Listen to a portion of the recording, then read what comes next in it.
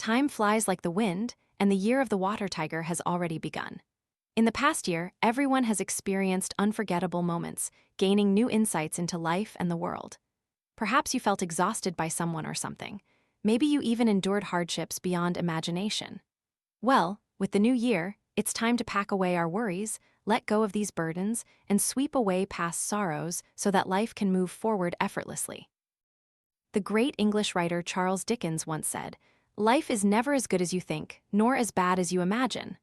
Learn to cleanse your soul, let go of everything in the past, readjust your mindset, and start anew. There's an ancient saying, "The world has no troubles, foolish people create them." Often, most of life's troubles are in fact self-inflicted, because life is full of hardships and everyone must face difficulties. If we constantly dwell on these worries, it only makes life more exhausting. For the rest of your life, learn to release your burdens. Don't harbor unhappiness in your heart. Don't waste your energy on unpleasant things. Spend your time on people and things that truly matter. Life will become easier. I once read a story about an ancient merchant. Though wealthy, he was constantly burdened by worries, always frowning. One day, he went to a temple to seek advice. The monk asked him, "Do you always encounter many worries in your life?" The merchant replied, "Yes, I worry about my daily business. Sometimes I fret about poor sales, other times I'm annoyed by the fluctuating salt prices." The monk nodded silently, led him to a secluded spot, and instructed him to light a fire. The monk pointed at the fire and asked, "Look at this flame. It's starting to burn, but is there smoke yet?" The merchant immediately replied, "Though I can't see it clearly, there is indeed smoke." Hearing his answer, the monk remained silent. He then had someone bring damp firewood and light it, asking again, "Now the smoke is billowing. Is that acceptable?" The merchant replied, "Even if the fire is small, there will certainly be smoke. Happiness is the fire, troubles are the smoke. So there will always be smoke. No matter how thick the smoke, there must be a fire. Isn't this life itself? One side is the fire, the other emits smoke. Yes, everyone's life is like this pile of firewood, constantly solving problems while always facing new troubles. If we know life is like this, why do we let ourselves be overwhelmed by worries?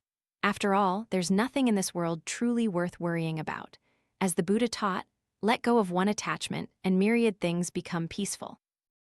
Only by letting go of all the worries from the past year can we adopt a better mindset to face and advance towards new paths in life.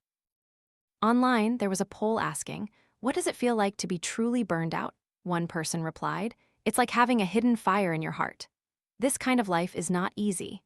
Indeed, over the past year, we have experienced many things that caused countless pains. Many have been devastated, but some have also been reborn from the ashes. The truth is, we are not fighting against life.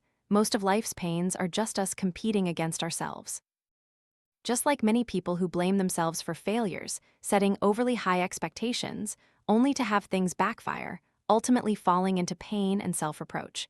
But life is inherently a continuous process of choosing and letting go. Often, what you consider worth persevering for, what we stubbornly pursue, is actually just an experience in life. Therefore, turn those pains into zero and learn to reconcile with yourself. This is how you truly love yourself. When a man felt his life was too painful, he sought out a friend to confide in. After listening to his friend's story, the friend poured some salt into a glass of water and said, "Can you drink all of this water?" The man took a sip, then frowned and said, "It's too salty." Then the friend poured the same amount of salt into a large pitcher of water and asked, "How about this time? Is the water still salty?" He shook his head, indicating it wasn't salty at all. The friend smiled and said, "Human pain is like salt. The container you put it in determines how it feels to you. When we directly confront and let go of life's sufferings, life will hold more surprises. Like a line from the film Farewell, My Concubine, in the end, one must make oneself. The road of life is long. Don't trap yourself in pain. Don't let yourself get caught in the tangles of the past. In the new year, don't be stubborn with yourself. Break free from your own attachments. Only when you learn to turn the pains of the past into zero can you truly begin to treat yourself well. Former British Prime Minister Ross was someone who liked to close doors. One time, he was walking in his garden with a friend who asked, "I've always been curious, you always close doors tightly. Do you really feel the need to close every door?" Ross replied, "Of course. Whenever I close a door, I am truly shutting away everything from the past, whether it's an achievement or a mistake. I leave them outside the door. Then, I feel like I can start everything anew." Perhaps you accomplished many things and achieved much in the past year, yet still feel it wasn't quite what you desired. In reality, people will always have regrets in life, and those unfinished tasks will eventually be completed, if not now, then at another time, or under different circumstances. Chasing perfection in everything only creates unnecessary pressure for yourself and wears down your inner spirit. So, learn to let go and decisively close the chapters you can't accept from the past, so that the present moment can truly be lived with ease and freedom. In Akakura Kakuzo's The Book of Tea, there is a story about the tea master Sen no Rikyu, who profoundly influenced Japanese tea ceremony. It is recorded that after his son finished cleaning the garden, the tea master saw that it was still quite messy, so he asked him to clean it again. The son was puzzled. He felt he had cleaned it spotlessly. Why would his father say this? Yet, he cleaned it again as his father requested. After cleaning, the son called out, "Father, I've swept it again, and now it's truly clean and pristine." The tea master said, "Sweep it one more time." In the end, the son cleaned it 3 times, even polishing the unused stone lanterns until they gleamed. But the tea master was still not satisfied. "This isn't cleaning, this is just neatness." Immediately, he walked to the base of a tree, vigorously shook a branch, scattering leaves onto the ground, and said, "Son, you must remember that cleaning the garden is not just about making it tidy, but also about pursuing beauty and naturalness. Do everything to pursue perfection, but don't be too strict. Forcing perfection not only goes against the laws of nature, but also makes us increasingly detached from life." In life, many people constantly dwell on the past and feel discontent over temporary setbacks.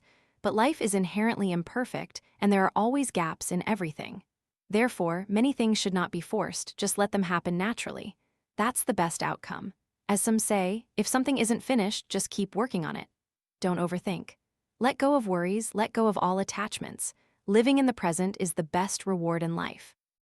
To those tuning in and listening to this today, perhaps you too have experienced the hurts and pains of the past year, haven't you? But the past is gone, and we no longer need to wrestle with it. Cherish the present to live well for the future. The reason life always holds infinite possibilities is because each of us refuses to surrender to it, erasing the past and opening the door to our own new future. Only when you are ready to say goodbye can a bright future arrive. I hope you can tidy up your soul, turn your pains into zero, and let your mind and heart live in the present, starting a new year with countless new opportunities. Let's start again, gently.